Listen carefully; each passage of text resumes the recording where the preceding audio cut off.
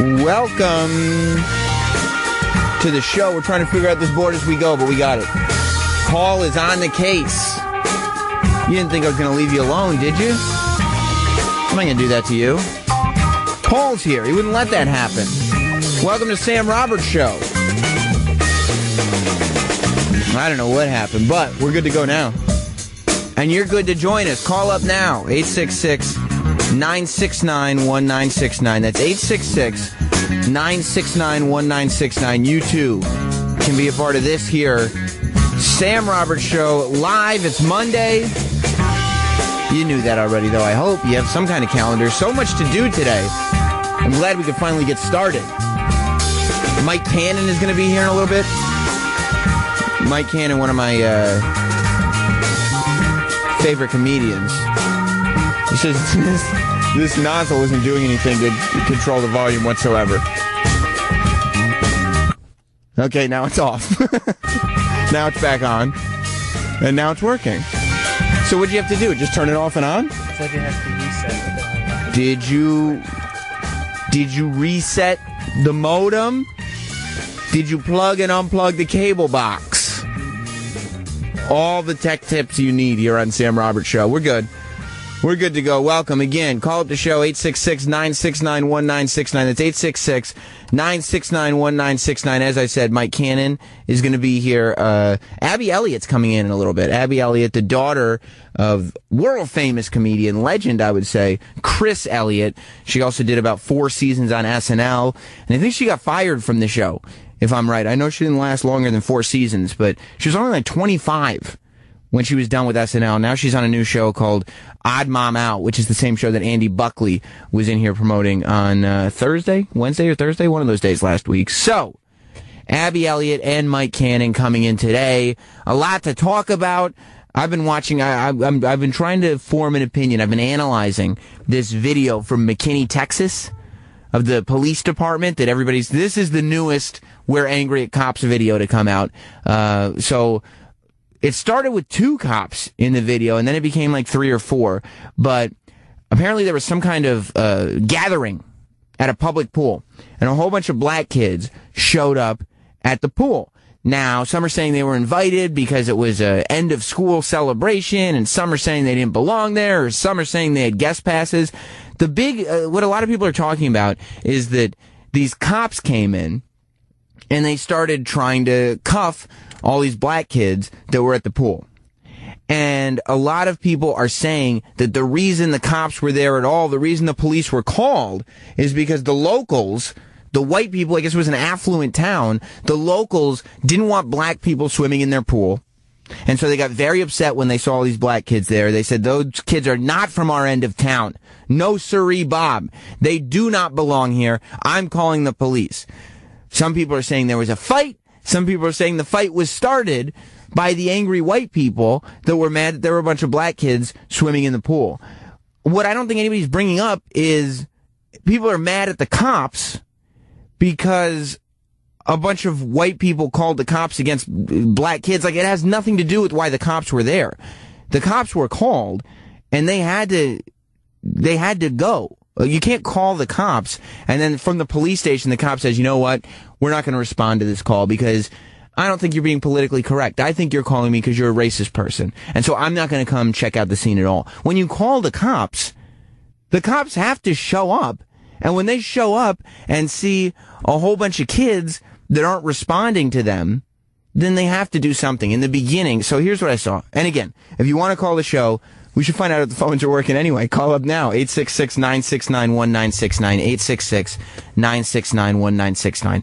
So when I first started watching this video, I felt bad for the cops, and we'll tweet out a link to the video in case you haven't seen it, but it's been everywhere. I felt bad for these cops because they were running around, and they were trying, there was probably 24 kids and 2 police officers trying to control them. And so the kids are running away from them. They're not listening to them. They're not responding. And so the cops are just running in every direction like chickens with their heads off. And at first, they kind of look like the cops from Superbad. Like they weren't exactly sure what they were doing. One of them kind of tripped over himself and did a forward roll, and his flashlight fell out of his belt. And one of the kids that was supposedly in trouble, one of the kid that was videoing the cops, whoever the kid was that started this whole thing by getting it on video, found the flashlight on the ground, and then picked it up and handed it to the cop.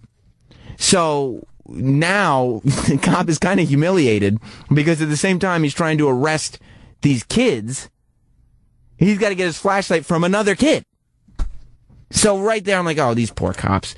There's two of them and they're just trying to control the situation. And at first, that's what I felt like they were trying to do. The initial two cops that were running around, trying to wrangle everybody up, trying to slow everybody down, I feel like those cops were doing their job and they were just trying to figure out exactly what was going on. Because that's what the cops need to do. Regardless of if you think the cops were called for racist reasons, the cops still have to show up, because if they're wrong and it wasn't racist and those kids are doing something that they're not supposed to be doing and the cops don't show up because they think the residents are racist, then the cops are going to be in a lot more trouble. So of course the cops have to show up and of course they have to control the situation. And that's what I saw in the beginning of the video. At the very start, when the two cops are running around trying to grab all these black kids, it's just, I felt like they were trying to get a sense of what was going on and to at least control the situation. Let's go to Terry in Texas, who's got some insight on this. What's going on, Terry? Welcome to Sam Roberts Show. Hey, Sam. How you doing, buddy? Good, pal.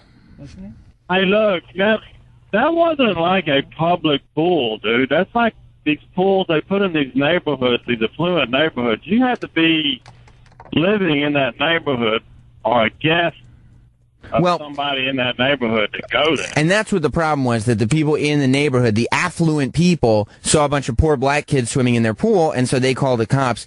This article is saying that the kids, I don't know how they got them, and I don't know how many guest passes this pool is printing out, but apparently there were a ton of guest passes going around. Well, yeah, it doesn't matter if you're black or white, dude. If you look like you don't belong in one of those neighborhoods, they're going to call the cops on you, and they're going to get you the fuck out. I mean, that's just the way it is. And I don't mind people being shitty towards the people who call the cops. Because, of course, be shitty towards narcs all you want. My problem is that people are saying, well, the cops should not have interfered because they were called for racist reasons. And you go, well, of course the cops have to interfere. Of course they have to show up after they were called. That's ridiculous. Cops have no idea what's going on. All they know is somebody's trespassing at this pool. That's how probably the call came to them. There's people trespassing at this pool, so they go there to do a trespassing call. Right, and I think that's all it was at first. Let me go to Pat on Long Island. What's going on, Pat? Oh, I lost you. Let's go to George then in New York. What's up, George? Hey, how you doing? What's really funny about this is I'm hearing you talk about this. Yeah. And I swear to God, it reminds me of an episode of South Park where Cartman had a music video complaining about there was too many minorities in his water park. Yeah. You look it up on YouTube, you'll see it. It's fucking hilarious. He's complaining about black people, Mexicans, Asians. You know, don't get me wrong. I'm not trying to play the race card or anything. It's just like it's just funny. Everything, it's exploiting minority against the cops. Yeah. And then the other thing that people were getting pissed off about was for a long time, you know, they were pushing this whole hashtag Black Lives Matter and stuff. Yeah, yeah. And everybody who was doing the hashtag Black Lives Matter started getting pissed off with now when all these cops are getting murdered, right? Then they started doing hashtag Blue Lives Matter. So, you know, it's...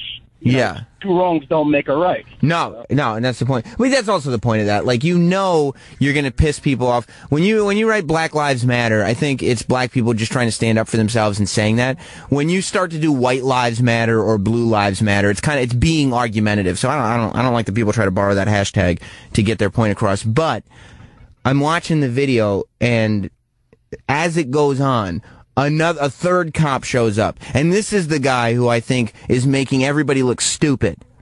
The third cop shows up, and he's brandishing his gun. So he's running around, he's chasing kids, he's got his gun in his hand, which even I know, and I'm a moron. Even I know you're not supposed to run around with your gun in your hand chasing people if you're a cop. That's what the cops in Superbad did. That's what Bill Hader was doing when he was chasing McLovin. And there was a bad cop in that movie. The cop showed up, and he's running around, and he's got his gun in his hand, chasing kids. He's got this little black girl on the ground. She's already got cuffs on. So So she is not going anywhere. But I guess she was mouthing off to him. So he grabbed her by the skull and started shoving her face into the grass. And it's, dude, what are you doing? I was fine. I was watching that video, and I was fine. Watching the cops run around, watching them cuff kids, watching them because they're just trying to figure out, okay, you got all these kids running around the neighborhood. They're not from this neighborhood. They're running away from the cops. So if the cops want to grab them, put them in cuffs, make them sit down so they can figure out what's going on, there's no problem with that.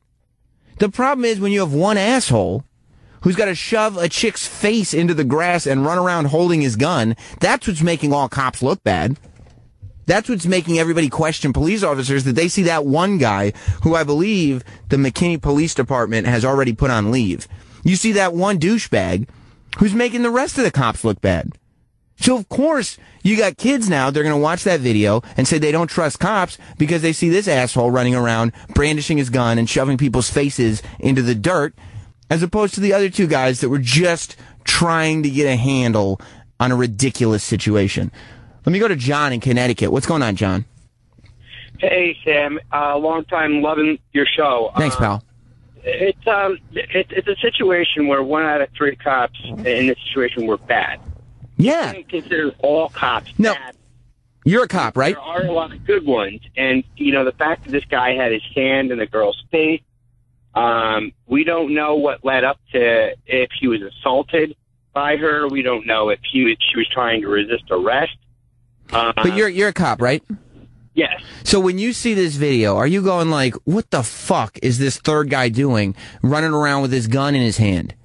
Like, do you see that and get annoyed because it makes you look bad? I do, and yeah, it does make me look bad, and I don't appreciate, officers that do this kind of stuff, that make mistakes like this. Yeah. But we all make mistakes at our jobs, and we aren't all faced with situations where it's a knee-jerk reaction. We have to think right on your toes and act exactly how you're supposed to. And mistakes do happen. This cop had not been written up for anything prior to this. He just didn't know what he was doing in the situation. And I understand that there's some people that have their opinion, but people make mistakes.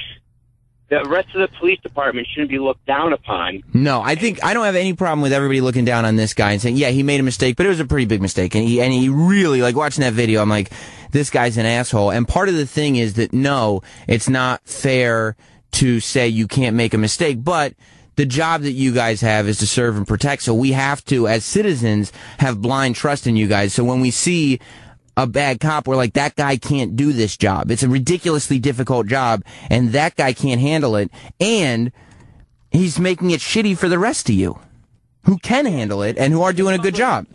The public can point fingers at that one man, but they cannot say right for the rest of their life they do not trust the rest of the police officers. And I feel like they're the only people that are going to get affected by that. They want to resist arrest because they think every cop that approaches them is bad. Right. They're going to get I can't breathe. They're going to get tased. They're going to get repercussions. And people in an affluent neighborhood, right? And you're taught to respect cops no matter what. But here's the problem with the affluent neighborhood, too. I think people are saying that the reason this whole thing happened was because the rich white people didn't like the poor black people in their pool, which, fine. If that's what happened, that's what happened. But you can't blame the cops who showed up for that. You would blame the residents who called the cops. Or you could blame the paramedics for not coming because black people can't swim. That's true, too. You got to think 2 steps ahead. This shit is chess. It's not checkers. Thank you, John. Exactly. You son of a bitch. Thank you, buddy. Let's go to Jim. That's horrible. Horrible, John. And I don't approve of it or appreciate it here on Sam Roberts Show. Jim, what's going on, pal? Sam, I got a problem, brother. What's your problem? There are no poor black people in McKinney and Prosper, Texas. Is that right? I live here. That's absolutely right. The actual property taxes up here. There's no ghetto up here. There's no apartment. I mean, there's maybe 2 apartment complexes. So then, what did all these people have a stick up their ass for?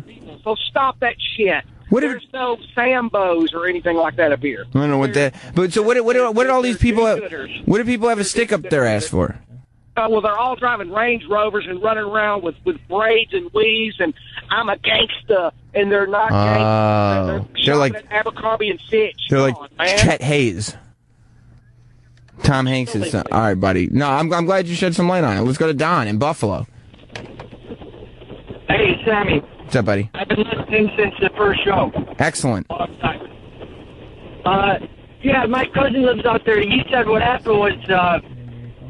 I think it's horrible. He said they invited these black kids over because they were told they couldn't swim, and there was a big joke. And then when they could swim, they didn't know what to do, and they called the police.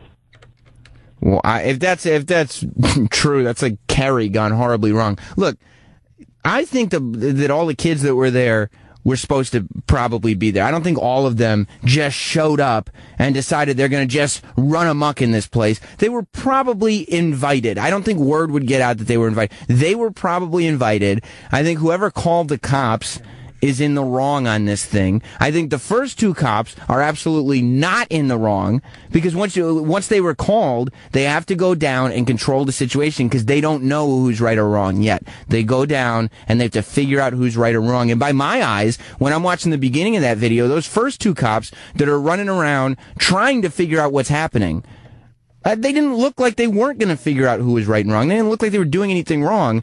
And then this one asshole shows up and he's running around shooting off rounds in the air or whatever he was doing. Let's go to Mike in Syracuse. What's up, Mike? Hey, Sam. Yeah. So I only tuned into part of the video. Oh, you know what? First of all, let me say you're doing a great job. Love the show. Big Thanks, fan. pal. Thank you. So I'm watching the video, and I don't know if I missed something, but there's the one part where the cop comes running in, and he dive rolls in an action movie. Did I miss something? What was causing that cop to dive roll? That was my favorite part, and that's why I felt bad for that cop. I'm like, he's just trying to be like in a cop movie. That's the guy. He does this dive roll as he's running. It's totally unnecessary, and his flashlight falls out of his utility belt as he does it, and the little kid has to pick it up and go up to him. You can hear in the video, if you look, did we post that up on SR Show, SXM? Yep. If you go on Twitter, SR Show, SXM, you can see the video, and you can hear the little kids going, no, I want to give it back to him. I want to give it back to him. And they just have to go up to this cop who's trying to control all these kids that don't know what's going on and say, you dropped this, mister. He has to take his flashlight back because of his dumb dive roll. If nothing else, you got to appreciate the guy's effort. I love that guy. That guy's my hero. I would call that guy every day of the week if nothing was going wrong, just to show up and say, he's over there, quick, and watch him dive roll. He just gets excited. Thanks, Mike. Right. Let me go to Mark in Jersey. Hey, Lee, what's going on, buddy? What's up, pal? I'm very excited for you. It's the first time I called, and I got a busy signal, so things are obviously on the way up for you. Oh, things are popping in a big way here on Sam Roberts' show. Well, I got to stick up for the cop for just a little bit. Even the cop, you're sticking up for the cop that was waving his gun around? Slightly. Hear me out. All right. So he's obviously a little aggressive with the girl in the bikini when he grabs her by her hair and just pushes her to the ground. Just goon arms her face. He has a panic moment because all her buddies start surrounding him. So he obviously freaks out, and being like 4'8" like he looks, he freaks out and pulls his gun. He would have done the same thing. He was getting surrounded. Yeah, but this is why a trained officer should not be shoving young girls' faces into the grass for no reason when there's dozens of kids around him, because that's what's going to happen. That's why you just control everything like a human being and don't start acting like you're the fucking king of the Wild West, because there's more of them than there are of you.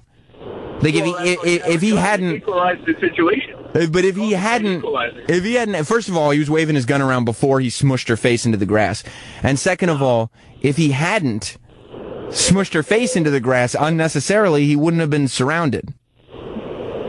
I hear you, but like I said, defending him slightly, he obviously panicked when everyone surrounded him and didn't know what to do. But then his boys came running up to defend him as well. Well, they're doing what I mean, you gotta, even if a cop acts stupidly, thanks buddy, you gotta defend your fellow officer when you're out there. That's why people call backup. You can't ever not take a cop's side if you're a cop.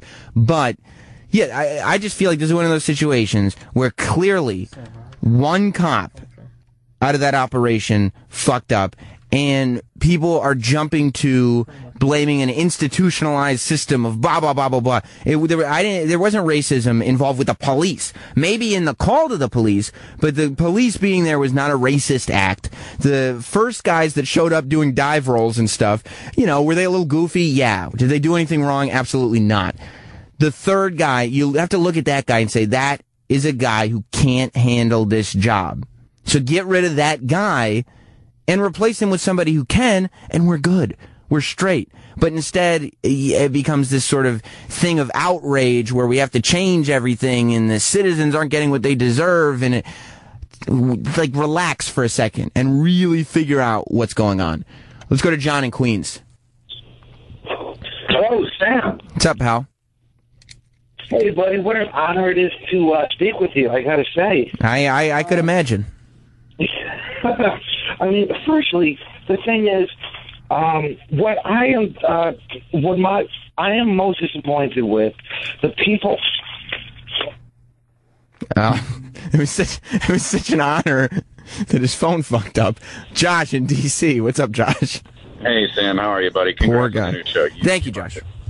Listen, speaking of earning things, if respect is earned and not given, then a couple of callers ago, there was a cop that said that you're going to respect us no matter what you do. That right there is what perpetuates the mentality of cops having too much power. This cop saying you're going to respect us no matter what. Don't resist us. You're going to end up in a situation of I can't breathe, you're going to get tased, et cetera, et cetera. That's the problem, is the cops have that mentality. Yeah, that's like but here's where the middle line that I'm on draws in. I think that the cops who showed up, and even though they were doing dive rolls and dropping flashlights and whatnot, those cops were doing what a cop is supposed to do. So I think when you see a cop doing what a cop is supposed to be doing, you should respect him or her. And that's when a cop earns your respect. When you see a cop running around brandishing a gun and shoving kids' faces into dirt and doing things that are obviously an abuse of power, that's a single cop that you can't respect, but not an institution that you shouldn't respect. But unfortunately, that caller or the cop that called in earlier who said that, he's not exactly the only one who thinks that way, and that's what makes it unfortunate. Yeah, I'll let you go. Take care, buddy. Congrats on the show. Appreciate it, Josh. Let's go to Rich in Pennsylvania. Hey, what's up, Sam? How you doing? Good, pal. Hey, I don't know if it's just common sense or what, but if a cop has his gun drawn and there's like a crowd of people and he looks nervous, why would you come at his blind spot when there's a cop with his fucking gun drawn? I wouldn't do that. Well, he didn't. I mean, he's in the blue shirt while the cop is mushing the girl down. The dude in the blue shirt runs to the side and just right up in his fucking blind spot. Of course, the cop's gonna pull his fucking gun. There's no doubt. There's no doubt. And especially if there's how many fucking kids running around there running ape shit. That's crazy. There's no doubt that a lot of those people are stupid people. There are more stupid people than there are stupid cops. There's no denying that. People do things they're not supposed to do all the time. But people don't have guns and the power to arrest people. So cops have to be held to a different standard. You can't say because a person was acting stupid. Look, you're a threat. If you're coming at me and I'm trying to control a situation and you're coming at my blind spot, you're a fucking target. I already saw, dude. His gun was in his hand before anybody was running at him. Regardless, even if it's if it was out before. He had the gun out. Why would you come at the cop? No, look, the kid who came at the cop was an idiot. The cop was an idiot. So that's to say that the cop was an asshole is not to say that none of the civilians were assholes too. I think he was nervous as fuck. I'm sure he was nervous as fuck, but that's why you got to handle yourself in the job. If I come out here, because being a radio show host, Rich, I always consider, like being a police officer, equally important in every single way. If I come on the air and I sound nervous, you guys are going to call up and you're going to say, Sam, you can't handle your shit. Get off the air and let somebody who can handle a microphone take over. So when I see a cop who's nervous, I understand it's the most stressful job a person could have, but that's why it takes a special kind of person to be a police officer, and that dude is not that special kind of person. The other two, even though they're kind of bumbling around and they're nervous too, the other two, I think, are that special kind of person that can be cops. That third guy can't. Well, I know if there's a crowd of people and I got my gun out and somebody's coming at me, that usually means they have something that they're going to try to come at me with. Think about it. You know what I mean? No, I get it, but don't have your gun in your hand, dude. There was no reason. All right, I got what you're saying. Come on, dude. I know what you're saying. I totally know what you're saying, Rich, and I get you, but don't have your gun in your hand. Like, how about don't run a cop? If you're a person, don't run at another person who's carrying a gun. If you're a cop, only take your gun out when you really need to. And that's what almost every cop does. Most cops don't run around, waving their gun around because people understand that that's an option for them. Some cops do, and those are not great cops. That's it. Joe in Philly. Yeah, how's it going, Sam? Good, pal. Hey, so I read this this afternoon that cop in question who brandishing the gun was actually named Cop of the Year in 2008 for his county. Well, maybe 2008 was a good year for him, but that tells me that this is a guy who's worked enough that at some point he was Cop of the Year and should know how to handle situations. The fact that he can be named Cop of the Year and still, have an ego big enough that he can't handle a situation means that he probably shouldn't be a cop. That guy. The rest of them are cool, and every cop I've ever interacted with, whether I'm getting pulled over for a speeding ticket or I'm just saying hi or whatever it is, I've never interacted with a cop that I think is a bad cop. It leads me to believe that most cops are good cops. However, 1 out of the 3 was not great. Is the institution fucked? No. Is that guy fucked? Yeah.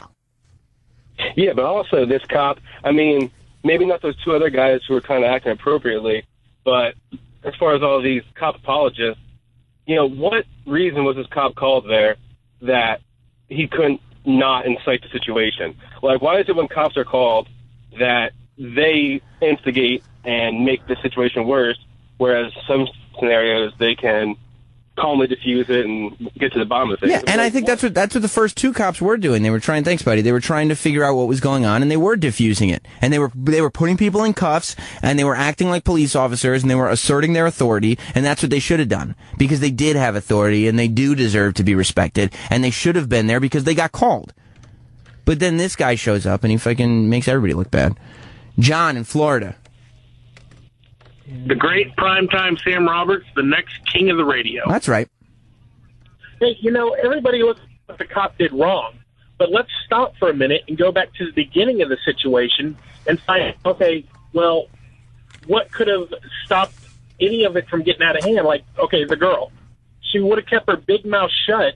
He wouldn't have had a reason to shove her face in the dirt. No, that's true, but cops... The reason that cops' job is so difficult is because they have a greater responsibility than just a civilian does. Like, people are gonna be idiots, but that's why they can't be cops. That's why there's so much training to being a cop, because like I said, a cop is a special breed of human being. That's why I have respect for police officers, and generally when I see people walking down the street, I have nothing but contempt for them because I find them to be irritating. Cops, on the other hand, I'm like, you know what? This is a guy who, to wear that uniform, has probably gone through a lot and probably has to go through a lot every day. So he deserves a certain amount of respect. That said, you gotta do your job.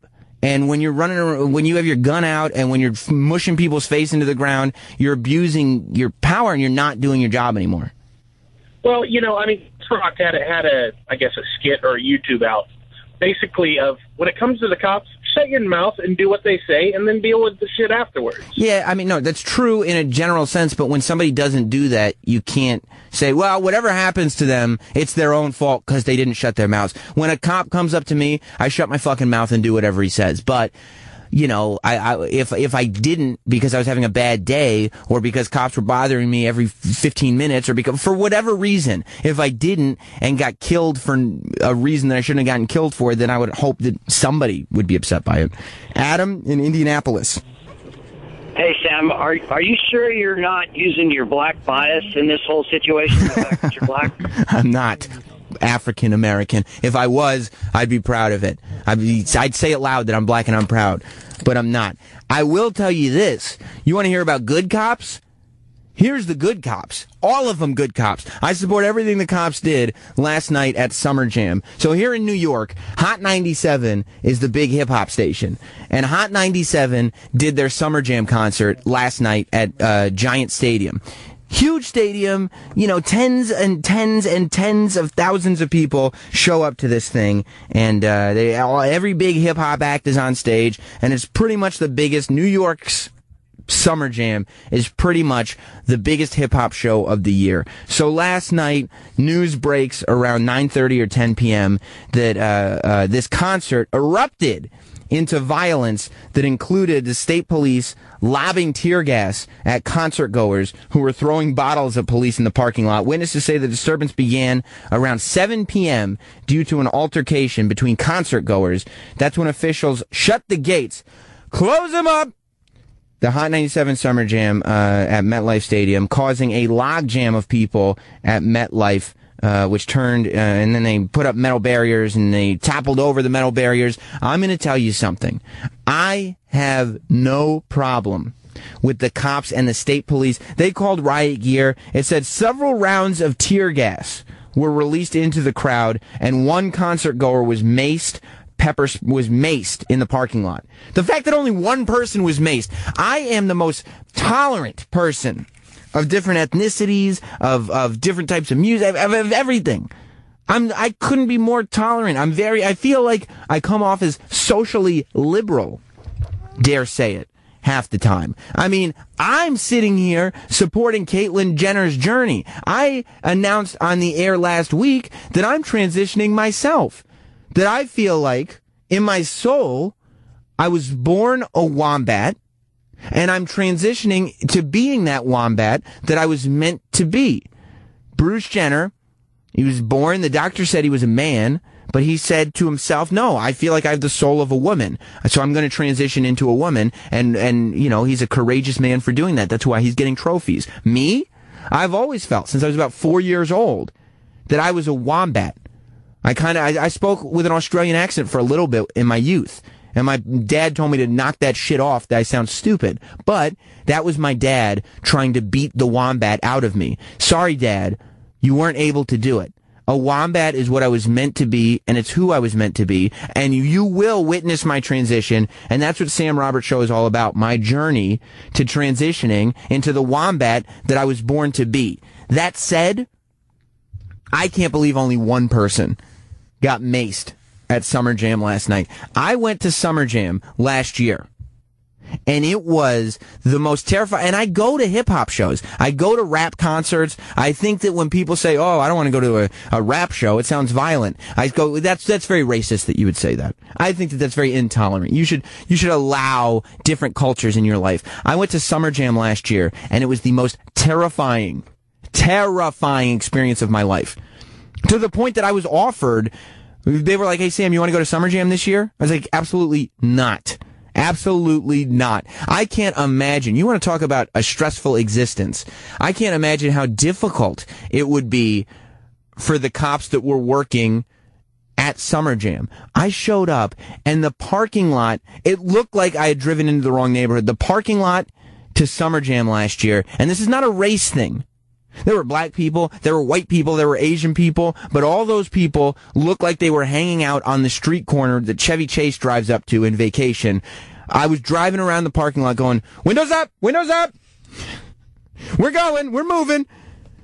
There was one parking lot reserved for people like me, I'll say, and the rest of them were taken over. Like, I was driving around looking for a parking spot, and there were cars that were diagonally parked across 3 spots. There were people that had taken over spots and done makeshift grills. I walked out of that concert early. I left SummerJam early, and if you listen to me on Opie's show, you know I don't like to leave concerts early. I left early because I wanted an empty parking lot there when I left. Number one, it was 2 hours into the show, and there were still people hanging out in the parking lot, which led me to believe that maybe they didn't purchase tickets at all. Number two, there were, pieces of cars, pieces of automobiles in the parking lot. Pieces, not actual automobiles, pieces of them. There were empty bottles of Dom Perignon rolling around the parking lot. It was the most insane thing. I would drive up. I'd see an empty spot. I'd put my turn signal on, and a guy would just step out, stand in front of the parking spot, fold his arms, and shake his head at me like, nope, that's not your spot. And I go, well, I guess that's not my spot, and I'd keep moving. When I heard that SummerJam, and SummerJam is one of these concerts where there are cops all over the place. There's also weed all over the place. And marijuana use is not legal in New York State or New Jersey State, which is where the giant stadium actually is, MetLife Stadium. Nobody gave a shit. Like, I've been to concerts before, and I've watched people get ejected for smoking weed, which, is bullshit. But this was the one time where I show up to this concert, and nobody gave a shit about anybody smoking weed, about anybody smoking anything. Like, everybody could do whatever they wanted. The cops were strictly there to stop violence. Any sort of little, like, I'm doing drug use, whatever it is. All right, go ahead and do it, because I'm only here in case a fight breaks out. And I guess a fight did break out at SummerJam last night. Those cops, I'm sure the cop that pepper sprayed somebody at SummerJam, my instinct is he was doing what he had to do, because SummerJam was as scary as anything I have ever been to last year. We got a couple minutes before Abby Elliott stops by. Let's go to Mike in the Bronx. What's going on, Mike? Hey, Sammy, how are you, man? Good to hear from you. You too, Mike. So, okay, basically, if I get pulled over, just like you mentioned before, and a cop says, license, registration, whatever, I do what they tell me to do. Yes. And then everybody goes home happy. Yes. Now, if I'm one of these little black kids, if I, at the pool running around, and the cop says, hey, come here for a second, and I run around, go off the diving board, then, what are these cops supposed to do? They got to chase around after them. No, I don't mind. Nobody minds them chasing around after them. Of course you got to chase around after them, but if a little kid jumps off the diving board, you can't point your gun at them, and you can't, catch them and then shove their face in the dirt. That's why all these other cops I'm cool with, and other people should be too. And so I'm with you there, Mike, 100%. And it's the one guy that I had a problem with. Of course, but once that kid gets out of the pool, let's say hypothetically, he obviously has to suffer some repercussions, like, disobeying a cop. Sure, resisting arrest. Arrest him, no problem. I don't have a problem with that at all. Yeah, so now, you have 3 cops versus, let's say, 15 little kids. So, no matter what they do, the police are at fault. You're going to arrest a little kid? Oh, my God, what's wrong with you? Blah, blah, blah. Yeah, blah. And that's where, Mike, you're right, buddy. I appreciate the call. That's where people need to not blame the cops just for being there and doing their job. And that's why I'm saying let's focus on the fucking cops that were at Hot 97 SummerJam last night. Those were the cops that were busting ass. That is the worst assignment you could possibly get as a police officer, probably. It was so bad. It was so bad. All right. I'll take one more call. I'll go to Robert in California. I'm going to you, Robert, and you're going to be my last call on the matter. What's going on? Thank you, Sam. Yeah. I've been listening to this all morning and, back and forth with the feelings about it. But the one thing that keeps coming up to me about all of these cop incidences is, when did pulling a gun become the tool of first resort? Yes, and that is what I 100% agree with you. That's why this cop is making other cops look bad, because the gun is there as a last resort. And most cops, by far the majority, use it that way, because that's what you're supposed to do. That's what you're trained to do. It's these few cops that use it as a first resort. The same thing when the cop started shooting at the guy who was running away because he didn't feel like jogging after him. It's those cops that make everyone look bad. Look, we're about to look a whole lot better in here. Abby Elliott, the beautiful daughter of Chris Elliott, is on her way in. She's on a new show. It's called Odd Mom Out. This is an interesting show. Andy Buckley was in here promoting it last week. Andy Buckley is the dad, the husband on it, and Abby Elliott is the bitchy wife-in-law, sister-in-law, I guess it is.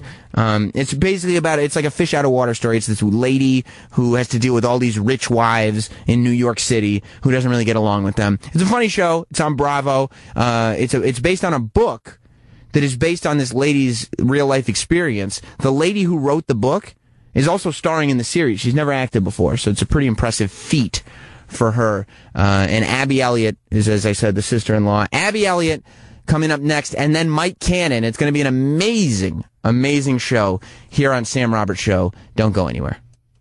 Welcome back to Sam Roberts Show, here every day. But today's a special day, because only today, and maybe someday in the future, Abby Elliott's here. Abby. Yeah, no, I'm never coming back. Not after that, huh? That was horrible. That was terrible. Welcome. Hey, thank you. How are you? I'm good. How are you? I'm good. Good. I feel like Odd Mom Out is following me, because just last week, Andy Buckley was in. Oh, good. But he came in, when he came in to promote, he was wearing his Odd Mom Out t-shirt. Okay, yeah, no, I don't. You decided not to. Yeah, I don't wear that out. No. But you have one. That's so funny. I do have one. Yeah, so that's exciting. Cute little baseball tee. Yeah. Very exciting. Yeah, I guess he was swag. I thought it was really kind of adorable that he was wearing it. Yeah, it's good. He's promoting. Yeah, I like it. I think it's true. Do you was performing something you always wanted to do? Mm-hmm. Yeah, growing up, I always wanted to be an actress, and I took myself pretty seriously and was in the school plays and musicals. And did you take it too seriously? Yeah, I think so. Yeah. And in high school, I performed like a very dramatic monologue from, I think, like after Miss Julie or something, and my high school laughed. And it was after that I think my dad was like, you're funny. You're funny. You're the funny and he was kind of like, growing up, he is so hilarious, and I just always thought that I took myself pretty seriously, and then so you thought you were going to be like Academy Award winning actress, dramatic. Well, I still think that you do. Yeah, you're going to get past this comedy phase. I think so. Yeah. But yeah, and then so moving to LA, I went to college for a semester for musical theater, and then dropped out, and I moved to LA. And started UCB and Groundlings. Are you glad you dropped out? I would think. Oh, yeah, so glad. Yeah, I mean, I really liked it. I just felt like there was no reason for me to be in school at 19 for acting when I'd been doing it forever. And when did you start acting?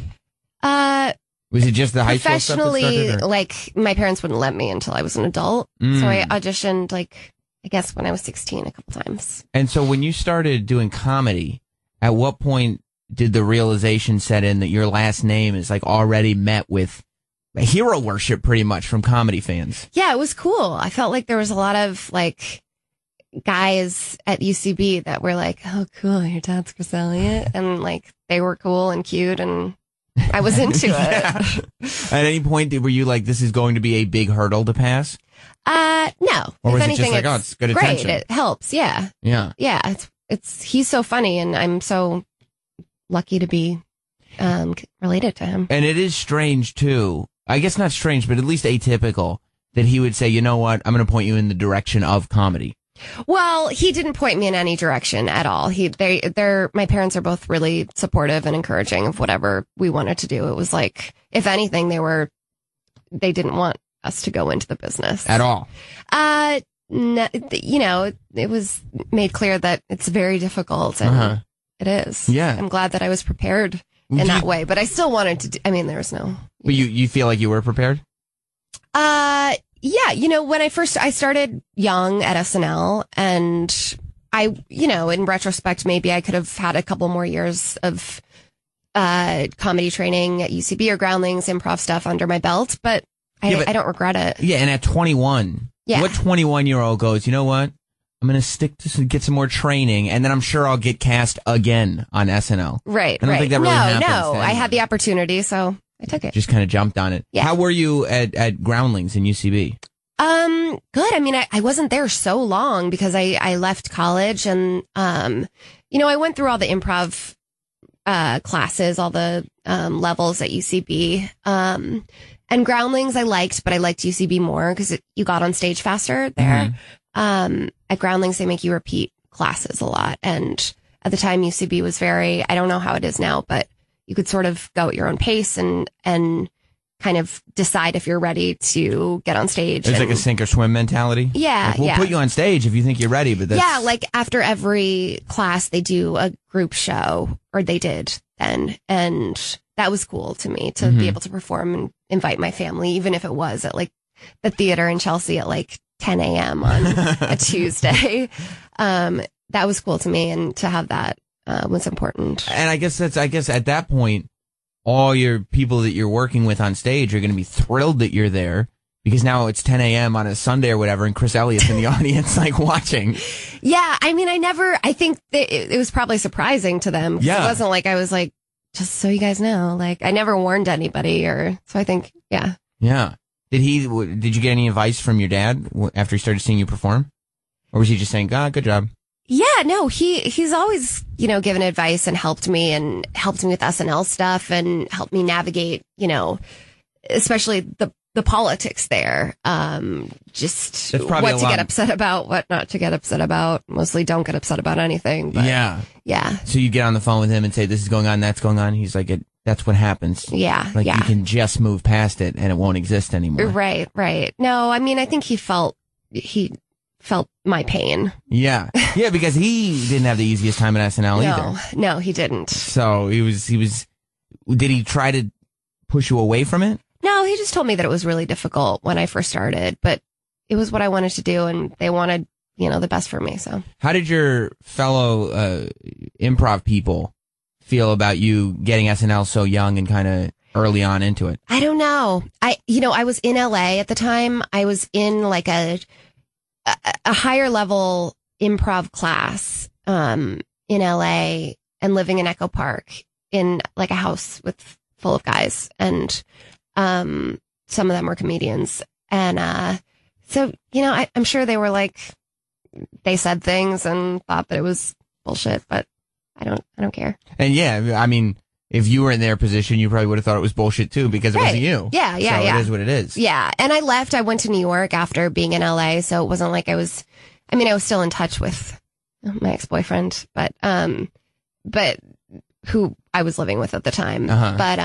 But yeah, I didn't really look back. Was it tough for the relationship though, to be like, okay, we now broke up like immediately after SNL. Mm-hmm. Yeah, after SNL. Yeah. Or after you got SNL. After I got SNL. Right, because you were kind of like married to SNL now, and yeah, it was hard because I was living with him in Echo Park, and then I was really young, and then got SNL and did not know how to. It was just thrown into this world, and living at a hotel for a couple months, and he was in LA and he took it hard, and I think. Yeah, and you were like, I have a weird life now. Yeah, it was weird and completely different. Yeah, and it happened overnight. Yeah. Not even. It happened over a flight to LA when I had gotten the auditioned in New York, flew back to LA, landed in LA and turned my phone on, and like had a million texts and emails and voicemails from people saying that I had already gotten hired. Oh, after one audition? Mm-hmm. Wow. Well, I sent in a tape and then got called in to audition. So. And then when you did the audition, were you thinking to yourself, got it? Or was it like, okay, I'm just going to... that was a great experience. I learned so much. I got to audition for SNL. Yeah. And it was very overwhelming. Like, I just remember like being so I just cried like after, just sobbed because I was so high strung from the whole thing. There was so much like inside of me that I just like let it all out. And then how long is it from the time you get the phone call that you're on board to... okay, now it's time to start doing the show and writing and rehearsing? And so I flew to LA, turned my phone on, got the job, and flew back that night and was at the table read the next day. No way. Yeah. Wow. They were like, okay, you're hired for tomorrow. Mm-hmm. Yeah, you're on this weekend. And then your first show was that weekend? Yeah. What the And fuck? It was like Paul Rudd and Beyonce. And my first sketch was like coming in and like doing Beyonce's makeup or coming in with a clapboard. That's what it was. A clipboard. Yeah. Like for the Beyonce, there was like a Beyonce Justin Timberlake thing. So you have like a cameo in this Justin Timberlake, Andy Samberg, Beyonce skit. Yeah. That you're like 5 days ago. Yeah. And I'm like, I didn't even know SNL knew my name. Right. I'm like 5 days ago, I'm in LA in Echo Park living in a basement. Right. Yeah. So it's crazy. Yeah. It was very surreal. I would imagine that at that point, the life before that just kind of goes completely on pause. Yeah, it was very, So do you have any time to be nervous or question whether or not you can do it? Or are you just at that point thrown to the wolves and it's like... just thrown in there. Yeah, just go. Yeah. Uh-huh. Yeah, and I mean, I'm like a nervous person, but I think when I perform, that goes away a lot because I can sort of hide behind a character.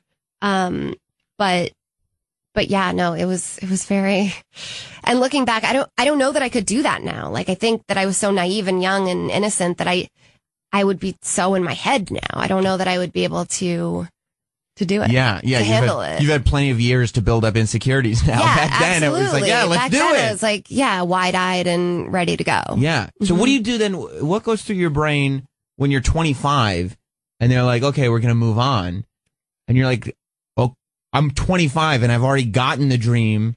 Right. And now I'm moving on to the next thing. And this isn't like this. I'm not even supposed to be on SNL now. Right.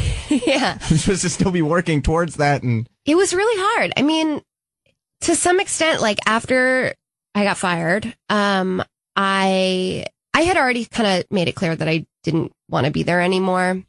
Okay, so it wasn't one of unhappy. those like I did not see this coming. No.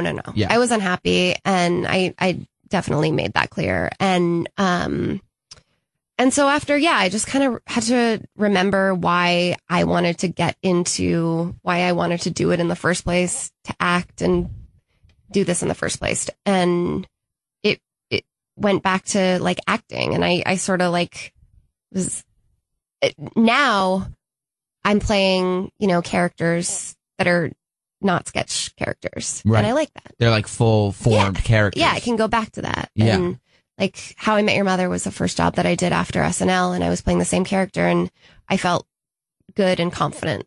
And Pam Fryman and Craig and Carter, they're just like the most amazing people, and they really helped me sort of build myself up again. And I guess that's when you start to form this thing of like, okay, when you started, you wanted to act. And then you kind of got into this improv world, and now you're taking these two things and like, where do they meet? Yeah, exactly. And that's where you're at right now. Yeah. And it took me a while to it took me a couple of years to gain my footing again. Yeah, I would imagine. Yeah. Did you go through a phase where... I'm gonna cry. Did you go through a phase where you were wondering why you were unhappy? Because you talk to so many people who leave, and then like once they're outside of the bubble, it's kind of like, what was I so miserable? Or no, I know what I was miserable about. Yeah. I mean, I went to 30 Rock yesterday, and just being in the building, I felt like overwhelmed with this energy. PTSD, I think. Yeah. But also excitement. Like there is an energy there that's right. That's like no other place. But when you know you're allowed to leave and you don't have to come back, that dread doesn't necessarily sink in. I remember dreading, going back after a week off and having to be in the building, and you're basically living in this building with recycled air. And yeah. And that's when you know it's completely time to move on, when you have this quote unquote dream thing and it feels like a job. And it happens, I think, to most people who have these things that other people would dream about. Like, it's like, okay, I got to figure out what the next thing is. Yeah. And it was, SNL wasn't exactly like my dream. And it was a dream that I had. I like have always loved the show and went as a kid, but it wasn't like the end all be all for me. Right. And it wasn't even where you started. Like, it wasn't like you were sitting there like watching your dad and then watching SNL and saying, one day that's gonna... Right. Like, you were trying to do something completely different. Yeah. What was I want to host. Yeah. Yeah. Yeah. And maybe you will at this point. Yeah. Would you go back to host? Yeah. Yeah. That, and I'm assuming that would be almost like the ultimate, like, full circle sort of this. Yeah, is it what would I was be saying great. from the beginning I was supposed to be doing. It would be great, but I'm not thinking, like, I don't think about it full circle. Like, it's cool to, want that, to think that could happen at some point, but I'm not like, I'm going to go back and host. Right. It's like, whatever. Do the next thing now. Yeah. Do you set goals? Like, do you have, because I feel like when you're 21, that's when it's easy, especially in show business, to set goals and like, in 3 years, I'm going to do this and it's going to lead to that. And then you realize that none of that ever happens. Yeah, no, it never happens. At all. And I think I realized that recently and after SNL for sure. But I definitely did not see the SNL thing panning out as I wanted it to. And I think that taught me that you really can't set those kind of goals, especially in this business. And also the kind of best opportunities always just kind of pop up. Like the SNL thing did, or whatever the next thing is. Like they just like, and I fell into this. This Odd Mom Out thing, I met Jill, and she's just so funny and such a genius. And I felt just this connection, especially to New York too. And I was in LA when I met her, And, I really wanted to be back here and working around the city. And you feel more at home in New York? I do. Yeah. I think, eventually if I have a family, I would go to LA, but. Oh, really? Mm-hmm. Why is that? I don't know that I'd want to raise a family in New York. Mm-hmm. But you want to keep working, so it's either New York or LA. Mm-hmm. Yeah. So Yeah, definitely. Well, like a house is appealing to me as opposed to some grass. Yeah, a tree. for sure. Yeah, which you can get here now, I guess, in Brooklyn. Or it's very, very expensive, though. It is. It's ridiculously so expensive. Yeah. Like there's I've known people that have gone apartment shopping here, and they're literally apartments that are advertised with outdoor space, and it's a fire escape with a grill on it. Right. You're Exactly. Like, yeah, it's like a planter outside. Right. That's it. This isn't the way people live. No. Odd Mom Out is the show you're on now. Mm-hmm. It's on Bravo. It premieres tonight. Like I've said, Andy Buckley was in here talking about it last week. I was watching. First of all, I think you have the funniest line on the premiere episode. I don't even want to give it away. It's a noodle line, though. Once you watch it, it has to do with noodles. Yeah, I laughed out loud when I was watching that line.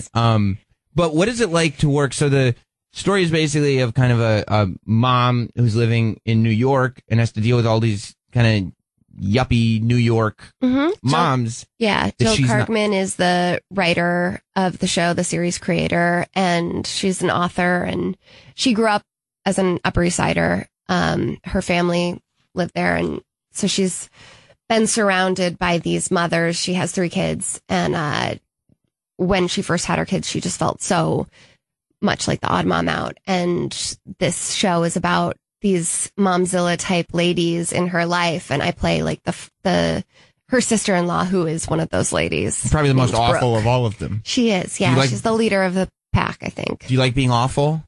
I do. It's fun. It feels fun. Yeah, it's really fun. Especially Brooke, because she's so confident, and she's 8 months pregnant in the premiere, and yet she never shows. Right, you don't have to. No, yeah, you're not wearing a fake pregnant belly. Yeah. Birth, I didn't wear a prosthetic belly at all, and so yeah, she's very confident, but I try to just make her just remember that she is insecure deep down, and so I think I hope that comes across. Is it strange working with the person who's the star of this show is also the writer of the book, and it's her story, and it's kind of this whole thing is her deal. Yeah. How is that kind of working opposite? Are you sitting there questioning, is this how your sister-in-law is supposed to act? Is this how you envisioned it? Because normally you don't have that much hands-on to something. Right. No, I just did my thing. I did what I did, in the audition. And, she gave us so much freedom, and there was so much already on the page that there wasn't it was just, I just did with it what I could. You kind of got it immediately. Yeah, totally. I know who these ladies are, 100%. How did Jill come about performing on the show? Because that doesn't really happen. Yeah, she's such a character. She's such a personality. Yeah. She's so expressive and funny. She has this way of speaking that's so poetic. Her vocabulary is just nothing you've ever heard. And her voice really comes through in the show. And she really is the only person that could perform the part of herself. Yeah. She's so funny. She's great. What was it like growing up?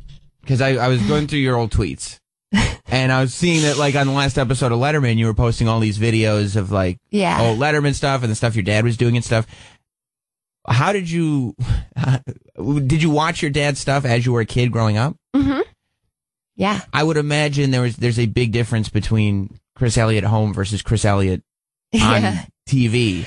Yeah. Did you ever have to get to a point as a kid, to figure out, why is he acting like that? That's not. No, I was so used to it. He can be such an idiot at home, but he can also be a super strict dad, or was, when we were being raised. But, he's such a nice guy that and I think that comes across in his performing and also at home. He's just the best dad in the world. So it's just him being silly. Mm-hmm. He's silly at home sometimes, he's silly on TV. Yeah, and we were always, that was sort of just it. It was oh, my dad is just a silly guy, and he's silly for a living. And he's an actor, and that's different from, we were in Connecticut, so there weren't many actors in our town. And that was different from the other kids. But at what age did you figure out that was different? I think probably like third grade when we had moved. After my dad did SNL, we moved to Wilton from Essex, which is like 2 hours out of the city.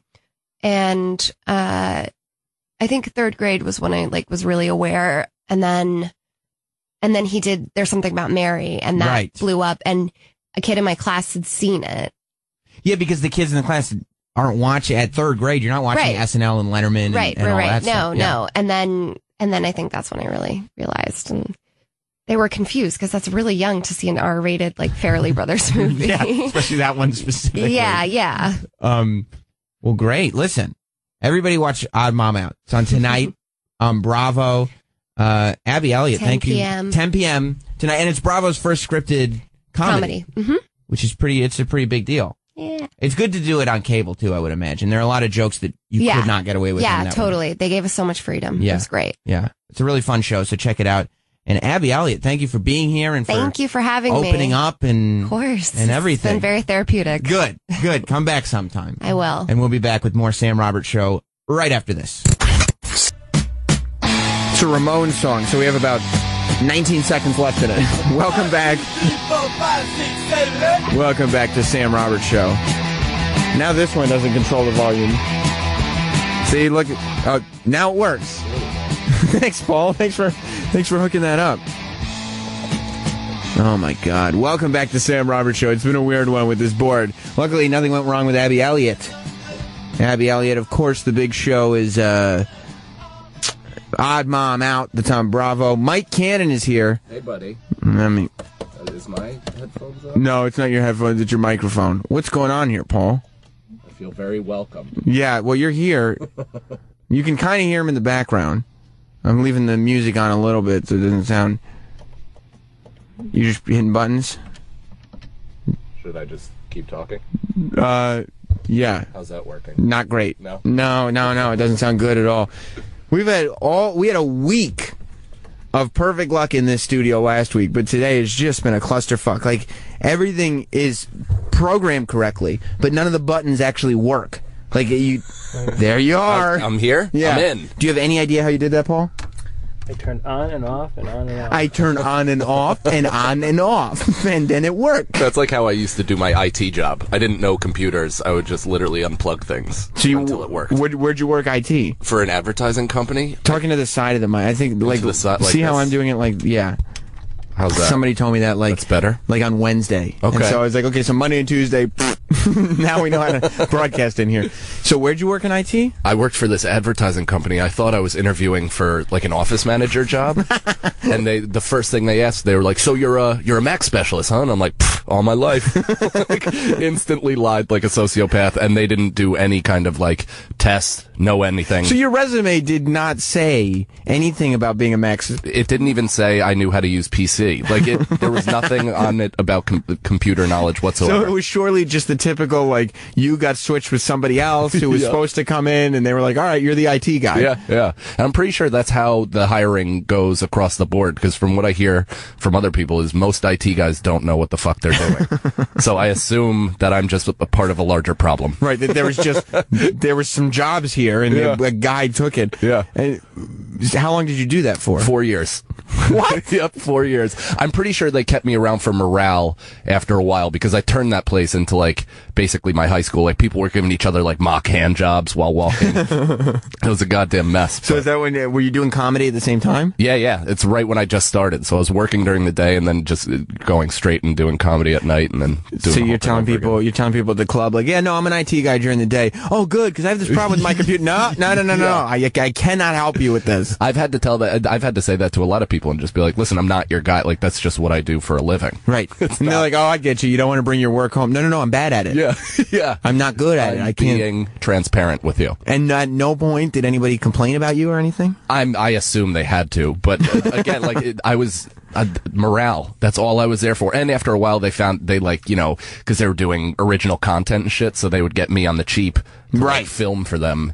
And, and be the host of their whatever. So you were a mascot. I was. Not necessarily an IT guy. You were just the company mascot. It was Mike. 100%. Come in stoned in the morning and just be like, well, hope nothing serious happens, at least for the first 2 hours. Did you at any point say to yourself, I got to learn how to do this? Like, do you have that kind of pride where you're like, okay, I wasn't supposed to get this job, but I have it now. Let me figure out exactly how to do it and be good. I wish I could say that I had that feeling, but no part of me actually wanted to put in the extra effort. Right. I would just Google. There's no reason to learn how to do IT when all the answers are at your fingertips. Right.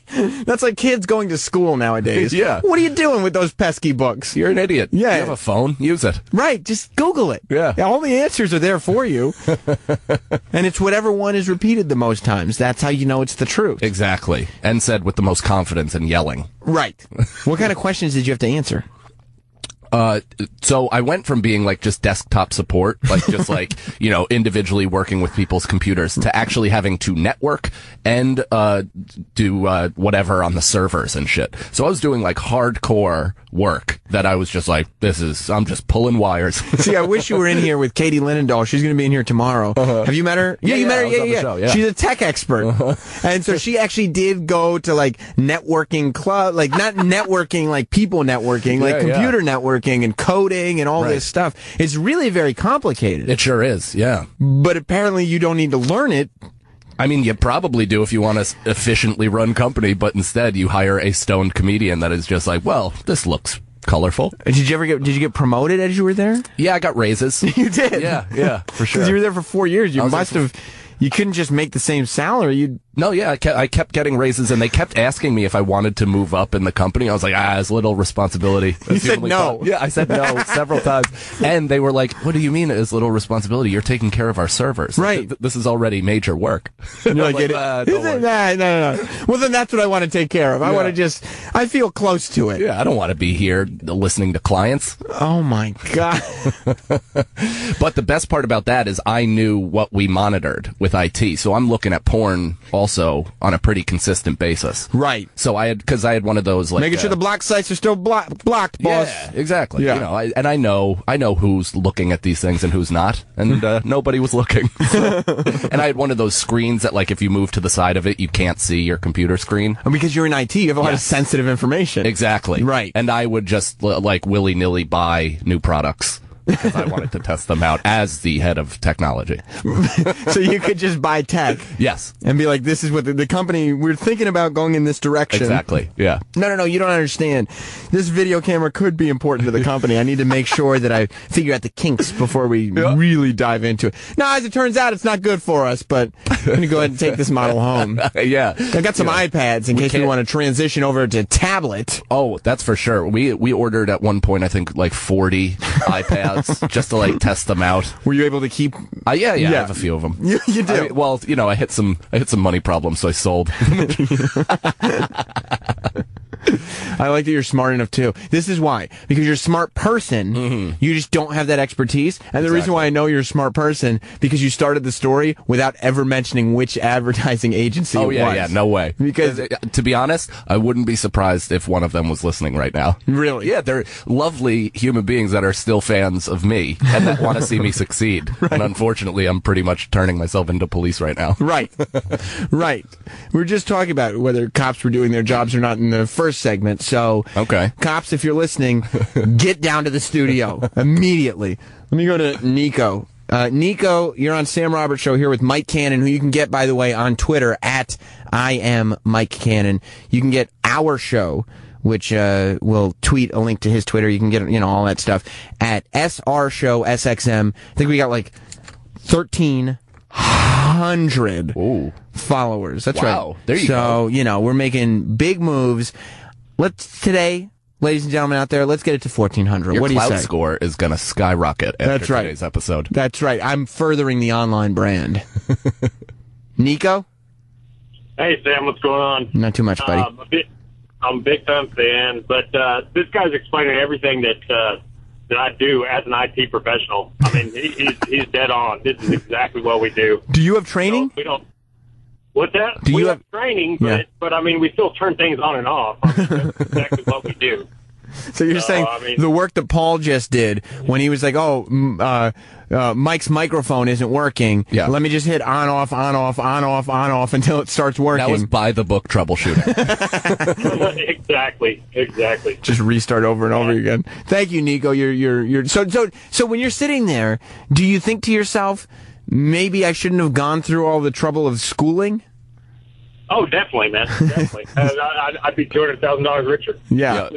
What a waste of time. Thank you, Nico. Absolute waste of time. And also the fury when anybody actually had a problem and called upon me to do my job. You'd get annoyed. I would get so angry. Right. That, like, I mean, all of my father issues just spewing out. And like, oh, you're so stupid. Don't even know how to do that. And I'm like Googling what their issue is. Right. Because you don't know how to do it. I have no idea. You're like that Fallon skit on SNL. Exactly. Move! That's exactly correct. As if you act, and like George Costanza, if you act annoyed or stressed out, it looks like you're busy. Right. Yeah. As opposed to being what you should have been, which is humble and quiet because you had no business in the position that you were in whatsoever. Yeah. But disgusting. But if you act, appreciative, it looks like you don't deserve it. Right. So, like, oh, he's lucky to be here. Well, maybe, we should free up some of his love. We need somebody we're lucky to have. Yeah. Not who's lucky to be here. After I stopped working there, they're like, we had no idea how little you were doing.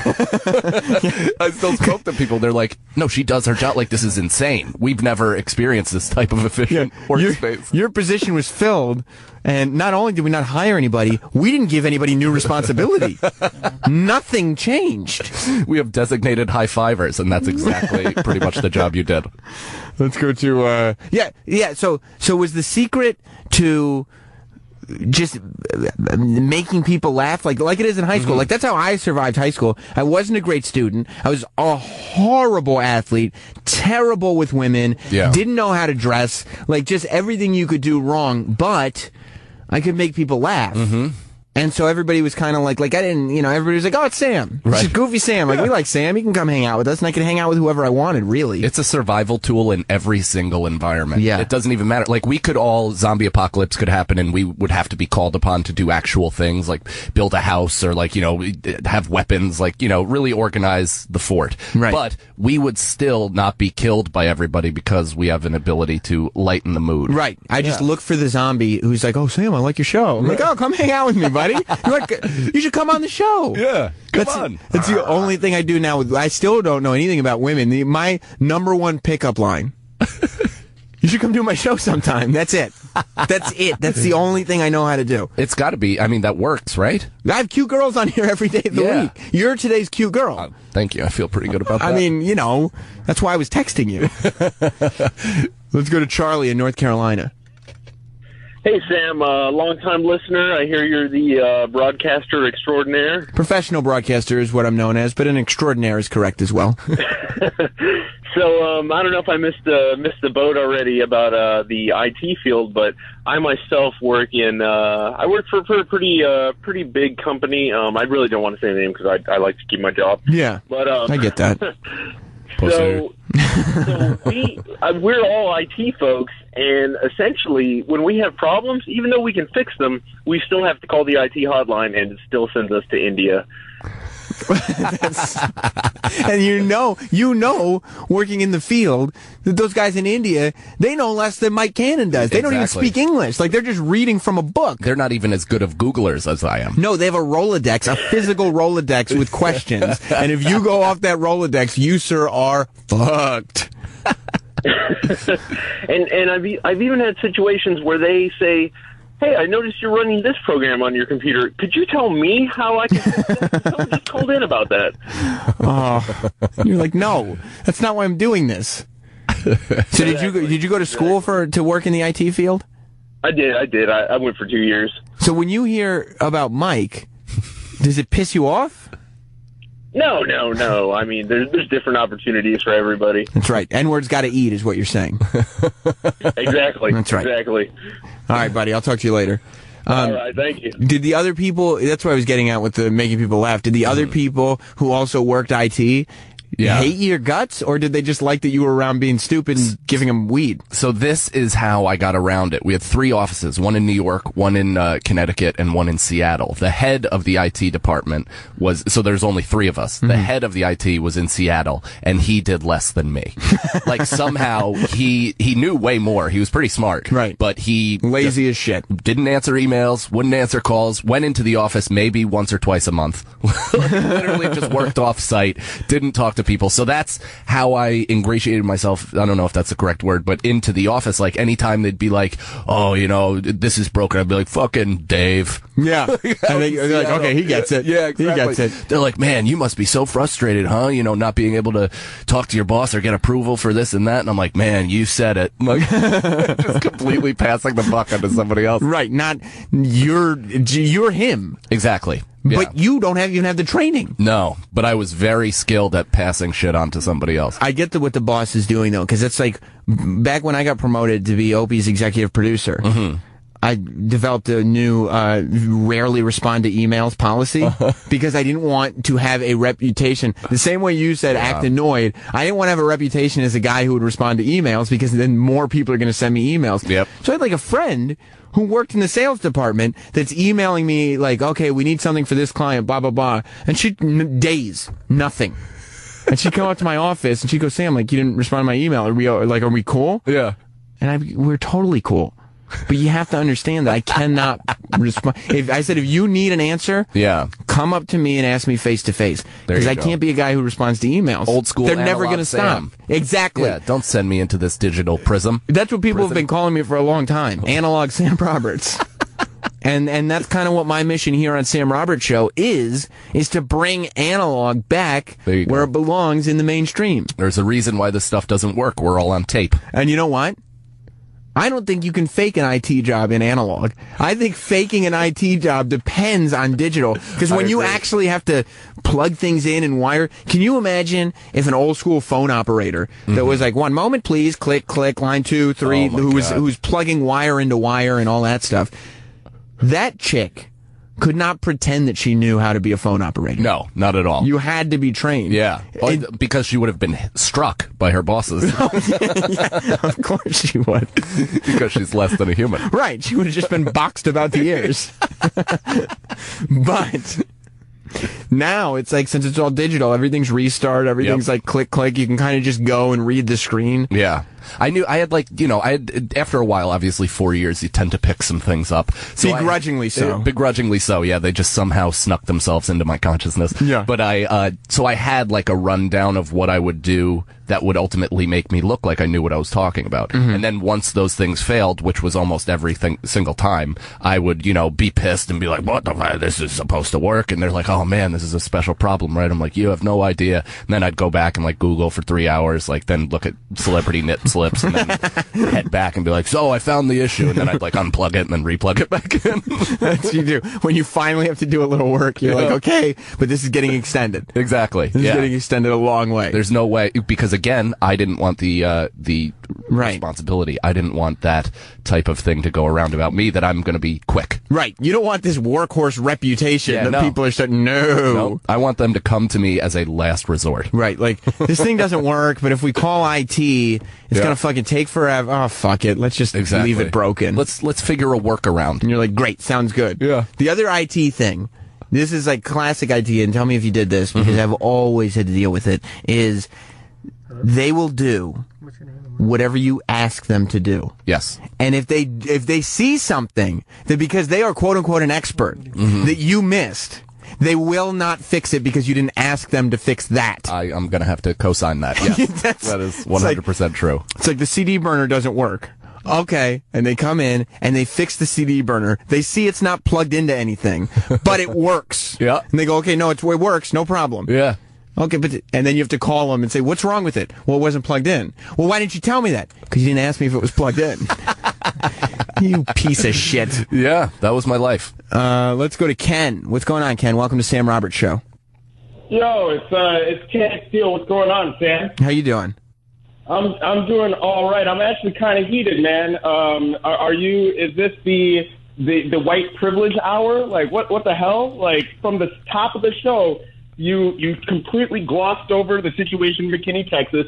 Then you said it was warranted to shoot tear gas at people who were standing in line waiting to get... Bro, I've been to SummerJam. It was not... Then, wait. And then afterwards, you put some child of privilege on there who spent the whole time complaining about how she didn't really like being on SNL. And then you got this dickhead who barely does his job. And here I am. I can't even find work. What the fuck?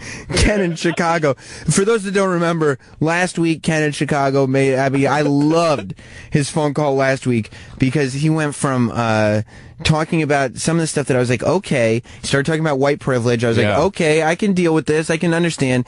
But then we started talking about, I think we were talking about Chet Hayes at first, Tom Hanks' son. Yeah. And we were talking about that and you know, getting into white privilege and saying the N-word and all this stuff. And I'm like, okay, I was going with Ken. And then he goes, and don't get me started on this Caitlyn Jenner thing. And I was like, tell me about the Caitlyn Jenner thing. And he said that they were trying to make black people uncomfortable and that there were rich white people that were trying to make us societally get us to a place where we're comfortable with them touching kids. Now you're talking. Right. Is Ken a black man? I don't want to go down that path. No. Let's not go down. And that's very abridged. And that's very like I don't want to attribute all of that to him. That's just the way I took it. Sam Roberts. Yes, Ken is a black man in Chicago. Oh, so okay.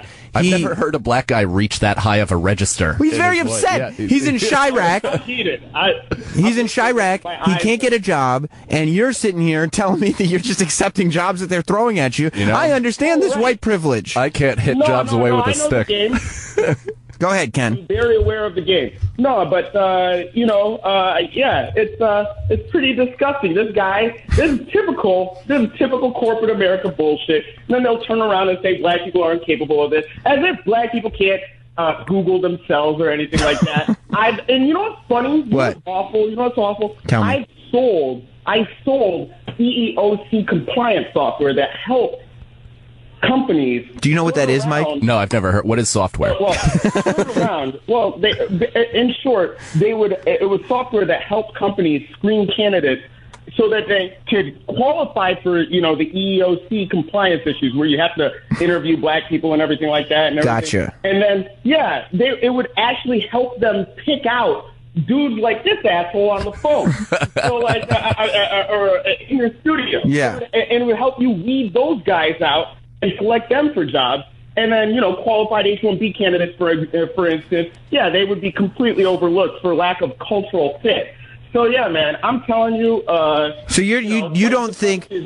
So tell me this. Do you think that if Mike Cannon, who's here in studio, if he were, say, Nick Cannon, if he were a black man, do you think he would get this job with the zero qualifications that he has? Hell no. Any black person you see working in corporate America knows what the fuck they're doing. Now, I can't say the like same Damon John from FUBU.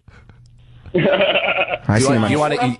you want me to hear me make him even more upset? Tell me. So my resume this is a true story, right? This is true. Okay. Yes, I am apparently. So I graduated from college. That's what they told me.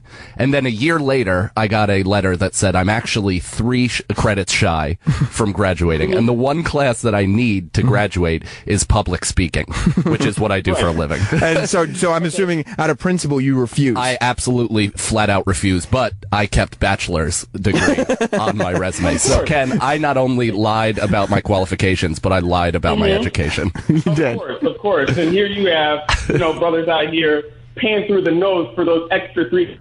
This motherfucker gets, he doesn't even have to graduate. No. He gets the job and everything like that. Now he's living the dream, telling jokes. Telling dick jokes and everything like that. Yeah, for you. I guess you've seen me. For you, white man. What is that? I just wanted to say that white supremacy is the enemy. Alltheway100.com. Best comedy in Chicago. There you go. How about that? All right. I mean, I appreciate that very much, Ken. So, what are you doing? You don't have a job? Oh, that was a joke. Oh. Yeah. Bro, I don't know. I mean, brother. I mean, friend. I've met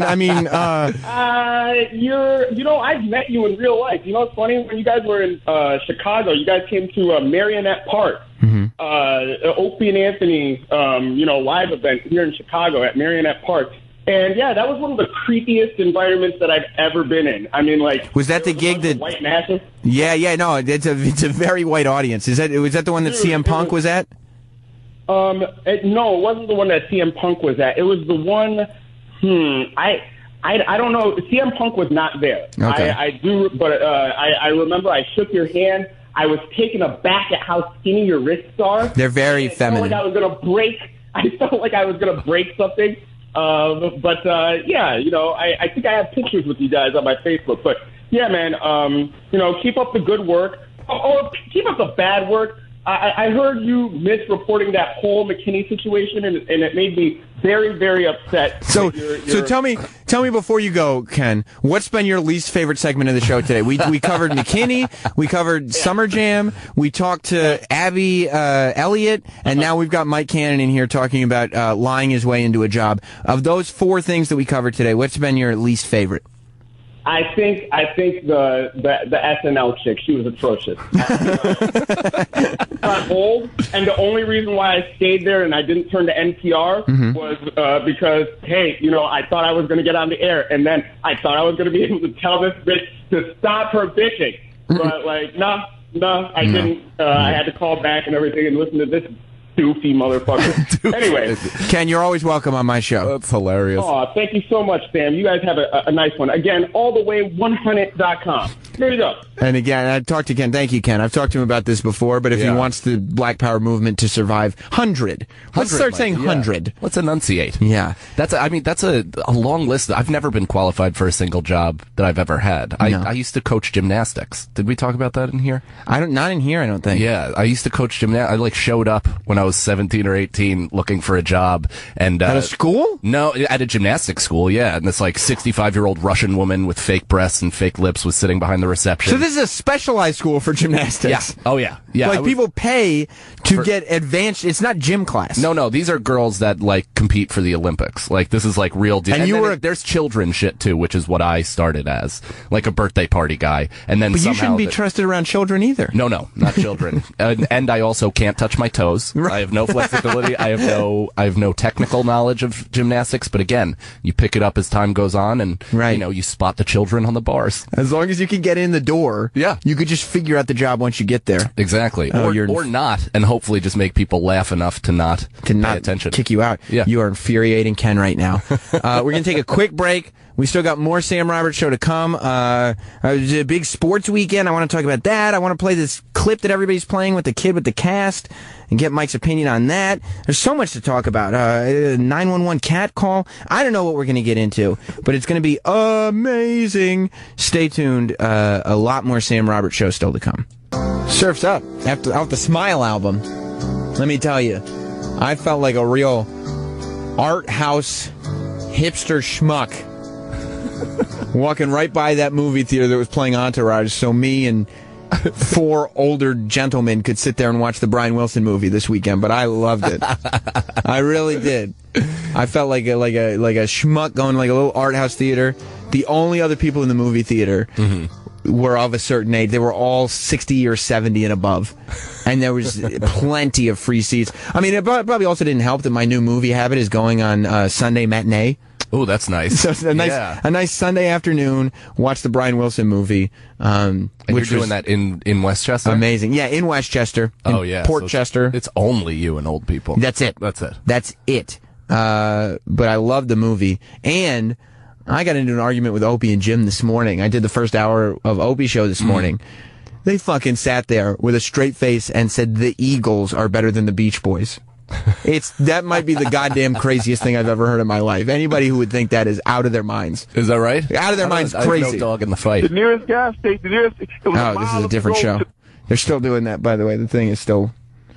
Look into that, Paul. Don't hit it on and off again, by the way, either. Because it's not going to work this time. I mean, it's definitely batshit insane to say that, only because, the Beach Boys really did revolutionize music, and looking back on it now, it still holds up. Right. Didn't they steal a lot of their The Beach Boys? Did they? The fuck out of here with that shit. Don't you come in here saying that about Mr. Brian Wilson, genius of our time. I have no idea. The Beach Boys didn't steal anything. Okay. I mean, Led Zeppelin stole a lot. That's what a lot. Maybe I'm getting them mixed up. Maybe. A lot of people do. Very exciting. by the way, because we got breaking news, as we always do. On Sam Roberts Show. Mike Cannon is in studio with me, by the way. I didn't reintroduce him when we came back from break. Mike Cannon is here. Very, very funny comic. He did the Friday show all the time. This is his first appearance on the Daily Show. But it's exciting. You're taking over. That's right. And you'll be back many, many more times, I hope. Hope so. But Mike Cannon, you can get on Twitter at I am Mike Cannon. However, more importantly than all that, Mike, is breaking news.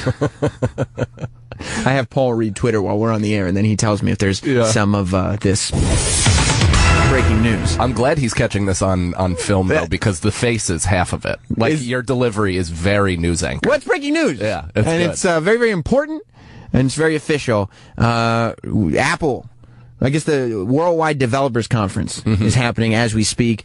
Katie Linendahl is going to be in here. She's a tech expert. She'll be in here tomorrow to break down everything that happens there. But Apple just unveiled iOS 9, which is a new operating system, another new operating system for those goddamn phones, which features a smarter Siri and suggested caller ID for phone numbers not saved in contacts. Does that mean they're going to figure out, like... What does that mean?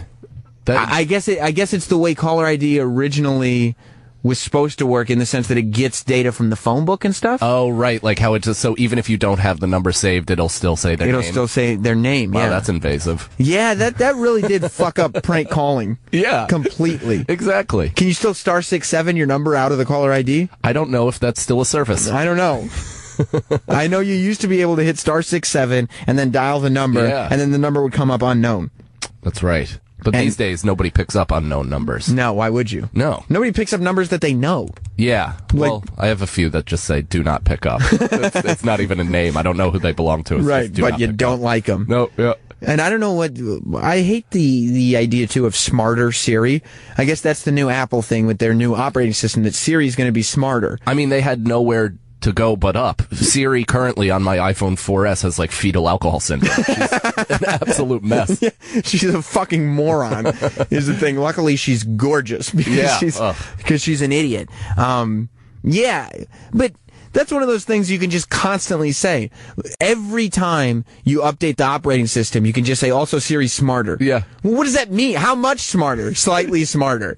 There's no way to quantify it. There's no, like... In what fields exactly is she advancing? Yeah. Like, is she a better writer? Siri knows math problems now. Well, Siri can help you with all your IT problems. That's another example, though, of a white person just fucking falling ass backwards into a job. Siri was not that smart or equipped. Right. And to begin with. And all somehow answer every question there is to answer. Yeah. So that's what's going on, I guess, with Apple. I don't know. They're also saying that they're probably going to announce some kind of streaming music service to compete with Spotify. Our boy Drake is involved in it. In the Apple one? He turned down Tidal, and he's heavily involved in whatever's coming out with Apple. Good for fucking Drake. Oh, man, he knows what he's doing. Drake is the man. His Jewish half is very frugal business-wise. Right. Yeah. Yeah, I mean, when you get the offer that you can either do something with Apple or create a new project with Jay-Z, I would go Apple every time.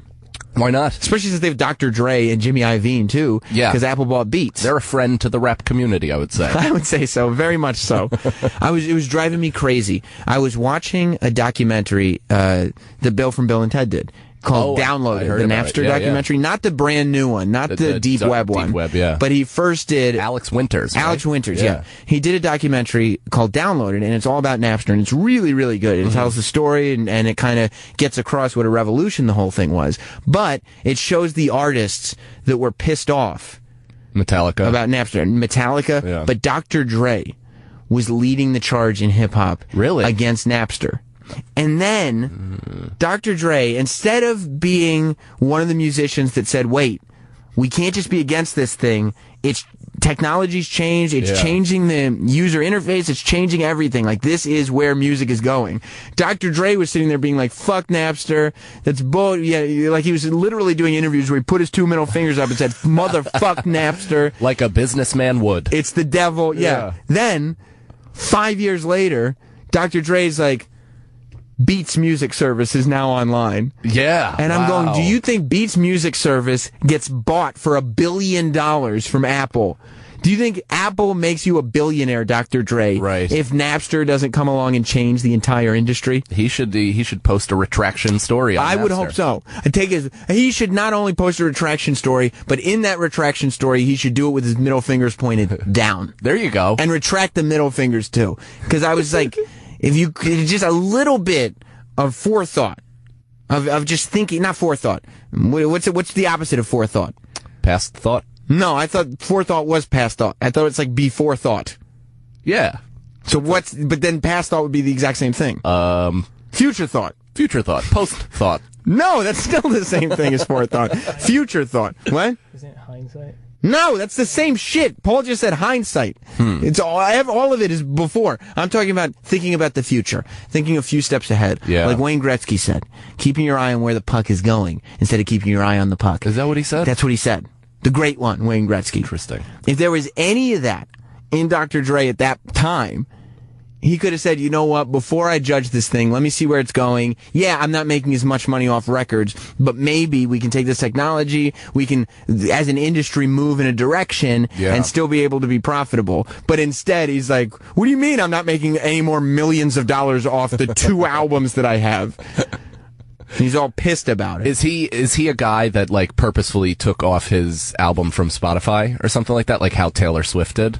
I don't know if he did it. I know that people are doing that. Taylor Swift did it, and I think because of Tidal, right, which Jay-Z is a part owner of, he's starting the process of doing that. I guess it's all a matter of contracts and stuff. Right. But I know Jay-Z's first album, Reasonable Doubt, is off Tidal. Yeah. So I think it's off Tidal. Off. It's not on. No. Wow. No, off Tidal, off Spotify. Gotcha. Off Spotify. So now it's they're on like Tidal. making no money off of Spotify plays. Like I think Pharrell broke it down or something like that. His song Happy got like however millions and millions of streams, and he made like $2,000. Yeah, I think like, what? I think you were actually in. We had an artist, the guy, I don't know what his name was. He was sang some song. He sang a couple songs, and he said that it was something like it took 200 plays to add up to what the amount of money you would make off one iTunes download. Wow. So each person, if you think you're supporting an artist by listening on Spotify, you'd have to listen 200 times before they got the amount of money that they would get from one download. So just play it on loop. Yeah.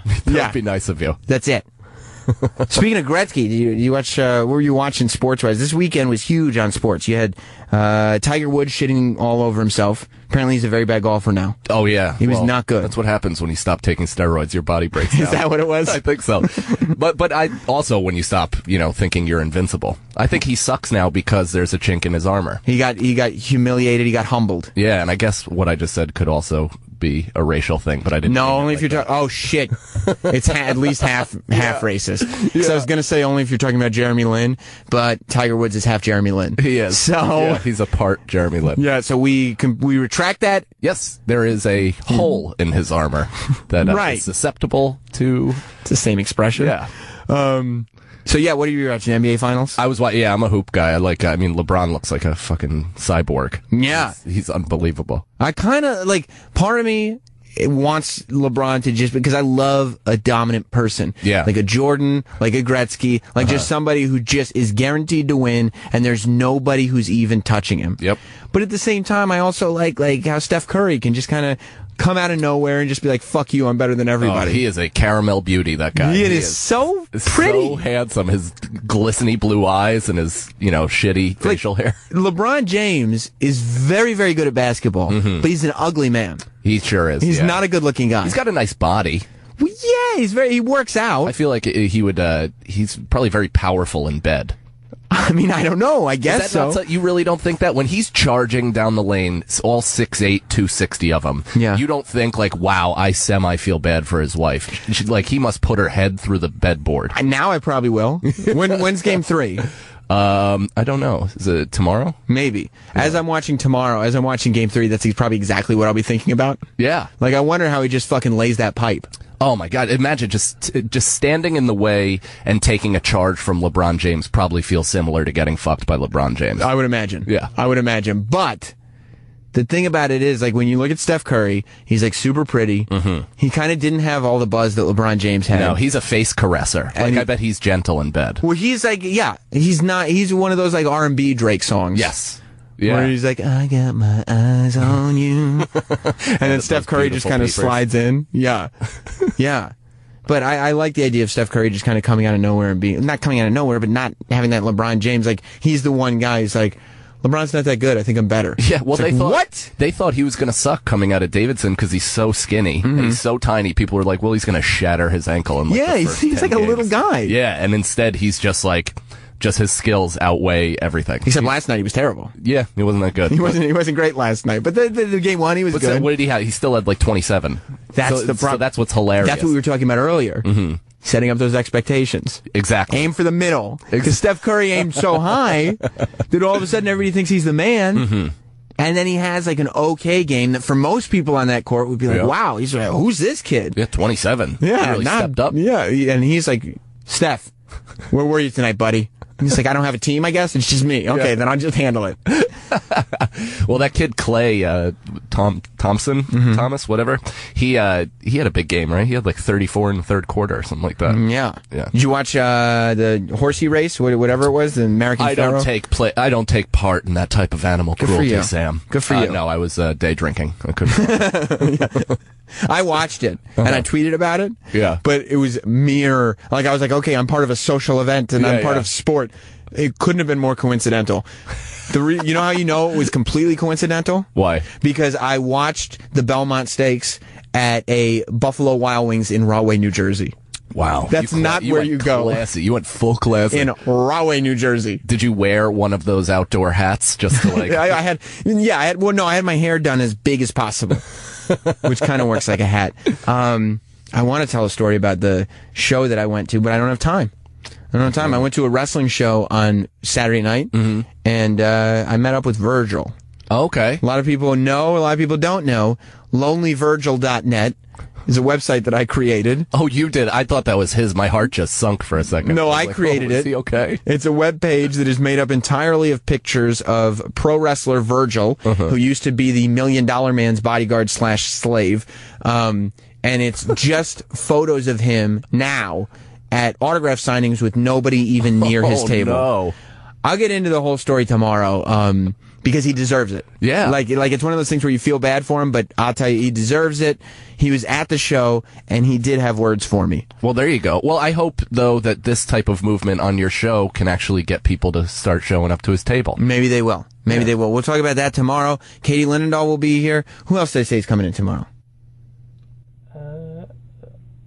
Drawing a blank. He's drawing a blank. Paul was focusing on something else entirely. Well, stay tuned to SR Show SXM on Twitter, and it'll say who's coming in tomorrow.